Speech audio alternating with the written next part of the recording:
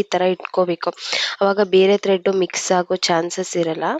ಇಟ್ಕೊಂಡು ಕ್ರೋಶನ ಈ ಥರ ಮಧ್ಯಕ್ಕೆ ತಗೊಂಡು ಮತ್ತೆ ಇನ್ನೊಂದು ಗ್ಯಾಪ್ ಮಾಡ್ಕೊಬೇಕು. ನೆಕ್ಸ್ಟ್ ಗ್ಯಾಪ್ ಮಾಡ್ಕೊತೀವಲ್ಲ ಅದನ್ನು ಫಸ್ಟ್ ಕ್ರೋಶ ತಗೊಂಡಿರ್ತೀವಲ್ಲ ಅದ್ರ ಕೆಳಗಡೆಯಿಂದ ಹಿಂಗೆ ತಗೋಬೇಕು. ಕೆಳಗಡೆ ಹೀಗೆ ತಗೊಂಡು ಅದನ್ನು ಎರಡೂ ಕಡೆ ನೀಟಾಗಿ ಹಿಡ್ಕೊಂಡು ಗ್ರಿಪ್ಪಲ್ಲಿ ಟೈಟ್ ಮಾಡಿಕೊಂಡು ಮತ್ತೆ ನೆಕ್ಸ್ಟ್ 2 ಹಾಕಿದ್ದೀನಿ. ಈಗ ಮತ್ತೆ 3ನೇ ಲಾಕ್ ತಗೊತಾ ಇದ್ದೀನಿ. 2ನೇ ಲಾಕ್ ಹಾಕಿದ್ನಲ್ಲ ಅದರಲ್ಲಿ 3ನೇ ಲಾಕ್ನ ತಗೊತಾ ಇದ್ದೀನಿ. ಈ ಥರ ಹಿಡ್ಕೊಂಡು ತಗೊಬೇಕು. ಆವಾಗ ಬರುತ್ತೆ, ಒಂದು ಜಡೆ ಡಿಸೈನ್ ಬರುತ್ತೆ. ಇದೇ ಥರನೇ ಹಾಕ್ಕೊಳ್ತಾ ಹೋಗ್ಬೇಕು ನೀವು. ಈ ಡಿಸೈನ್ನ ಸ್ವಲ್ಪ ನಿಧಾನಕ್ಕೆ ಹಾಕ್ಕೊಳ್ಳಿ, ಇಲ್ಲ ಮಧ್ಯೆ ಸಿಗಾಕೊಂಡು ಜೋರಾಗಿ ಹೇಳಿದ್ರೆ ಮಧ್ಯೆ ಥ್ರೆಡ್ಸ್ ಕಟ್ ಆಗೋ ಚಾನ್ಸಸ್ ಇರುತ್ತೆ. ಎಷ್ಟು ನಿಧಾನಕ್ಕೆ ಆಗುತ್ತೋ ಅಷ್ಟು ನಿಧಾನಕ್ಕೆ ನೀಟಾಗಿ ಹಾಕ್ಕೊಂಡ್ರೆ ಒಳ್ಳೆಯದು. ನೋಡಿ, ಕಾಣಿಸ್ತಾ ಇದೆಯಾ? ಜಡೆ ಡಿಸೈನ್ ಬರ್ತಾ ಇದೆ ಆಲ್ರೆಡಿ. ಇದೇ ಥರನೇ ಪ್ರತಿ ಸತಿ ಈ ಥರ ಬೆರಳ ಮಧ್ಯಕ್ಕೆ ಹಾಕೊಳ್ಳಿ, ಅದು ನೀಟಾಗಿ ಫಿನಿಶಿಂಗ್ ಬರುತ್ತೆ. ಆ್ಯಕ್ಚುಲಿ ಮತ್ತೆ ಥ್ರೆಡ್ಸ್ ಕಟ್ ಆಗಲ್ಲ. ಇದು ಮೈಸೂರು ಸಿಲ್ಕ್ ಸ್ಯಾರಿನೇ ಆಗಿದ್ರೆ ನಿಮಗೆ ಡಿಸೈನು ತುಂಬ ಚೆನ್ನಾಗಿ ಕಾಣ್ತಾ ಇತ್ತು. ಇದು silk normal art silk sari ಥರ ಅಲ್ವಾ, ಹಾಗಾಗಿ ಈ ಥರ ಕಾಣಿಸ್ತಿದೆ ಅಷ್ಟೆ. ಇನ್ನೊಂದು ನನಗೆ ಯಾವ್ದಾದ್ರು ಸ್ಯಾರಿ ಸಿಕ್ಕಿದ್ರೆ ಮೈಸೂರು ಸಿಲ್ಕ್ ಸ್ಯಾರಿ ಪಕ್ಕ ಬೇರೆ ವಿಡಿಯೋ ಮಾಡಿ ನಾನು ತೋರಿಸ್ತೀನಿ.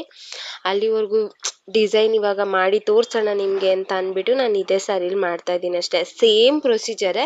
ಇದೇ ಪ್ರೊಸೀಜರ್ ನೀವು ಮೈಸೂರು ಸಿಲ್ಕ್ ಸ್ಯಾರಿ ಮೇಲೆ ಮಾಡಿದಾಗ ತುಂಬ ಚೆನ್ನಾಗಿ ಬರುತ್ತೆ ಫಿನಿಶಿಂಗು. ಅದು ಥ್ರೆಡ್ಸ್ ಏನಂದರೆ ಹತ್ರ ಇರುತ್ತೆ, ತುಂಬ ಥ್ರೆಡ್ಸ್ ಇರುತ್ತೆ. ಸೊ ಅದು ದಪ್ಪ ಕಾಣುತ್ತೆ, ಚೆನ್ನಾಗಿರುತ್ತೆ. ಇದು ಥ್ರೆಡ್ಸ್ ಆ ಥರ ಬರಲ್ಲ. ಇದು ಥ್ರೆಡ್ಸೇ ಬೇರೆ ಥರ ಇರುತ್ತಲ್ವ, ಸೊ ಹಾಗಾಗಿ ಇದು ಈ ಥರ ಕಾಣಿಸ್ತಿದೆ ಅಷ್ಟೇ. ಇಲ್ಲಾಂದಿದ್ರೆ ಇದು ಫಿನಿಶಿಂಗ್ ಇನ್ನೂ ತುಂಬ ಚೆನ್ನಾಗಿ ಕಾಣ್ತಿತ್ತು.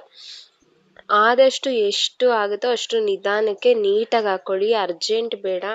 ಯಾಕಂದರೆ ಮಧ್ಯದಲ್ಲಿ ಥ್ರೆಡ್ಸ್ ಕಟ್ ಆದರೆ ಅದು ಚೆನ್ನಾಗಿ ಕಾಣಲ್ಲ, ಇಲ್ಲ ಸಿಗಾಕೊಂಡ್ರೆ ಮತ್ತೆ ಬಿಚ್ಚಿ ಹಾಕ್ಬೇಕಾಗುತ್ತೆ. ಅದ್ರ ಮೊದಲೇ ನಿಧಾನಕ್ಕೆ ನೀಟಾಗಿ ಹಾಕ್ಕೊಳ್ಳಿ. ನೋಡಿ, ಇವಾಗ ಇದಕ್ಕೆ ಹೇಗೆ ಬೀಡ್ಸ್ ಆ್ಯಡ್ ಮಾಡೋದಂತ ತೋರಿಸ್ತಿದ್ದೀನಿ. ಫಸ್ಟ್ ಕ್ರೋಶ ಮೇಲೆ ಬೀಡ್ಸ್ ಹಾಕೋಬೇಕು. ಈ ಥರ ಬೀಡ್ಸ್ ಹಾಕ್ಕೊಂಡು ಈ ಥರ ತಗೊಂಡ್ಬಿಡ್ಬೇಕು. ಆಮೇಲೆ ಮತ್ತೆ ಬೀಡ್ಸ್ ಮೇಲ್ಗಡೆ ಇನ್ನೊಂದು ಥ್ರೆಡ್ ತಗೋಬೇಕು. ನೋಡಿ, ಈಗ ಈ ಥರ ಮತ್ತೆ ನಾರ್ಮಲ್ ಜಡೆ ಎಷ್ಟೆಷ್ಟು ಗ್ಯಾಪ್ ಬೇಕು ನಿಮಗೆ ಅಷ್ಟೆಷ್ಟು ಗ್ಯಾಪ್ ಇಟ್ಕೊಂಡು ಹಾಕಿ. ನಾನು ಡಿಫ್ರೆಂಟ್ ಆಗಿರಲಿ ಅಂತ ಅಂದ್ಬಿಟ್ಟು ಈ ಥರ ಬೀಡ್ಸ್ ಹಾಕಿದ್ದೀನಿ ಅಷ್ಟೆ.